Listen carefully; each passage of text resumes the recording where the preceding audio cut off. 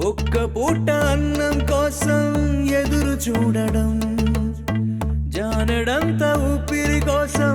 చేయి చాచడం, కడుపు కాలి కాలి ఇక్కడ బూడి తాగుతున్నా, మనిషి అన్నవాడికి మనసే లేకపోయినా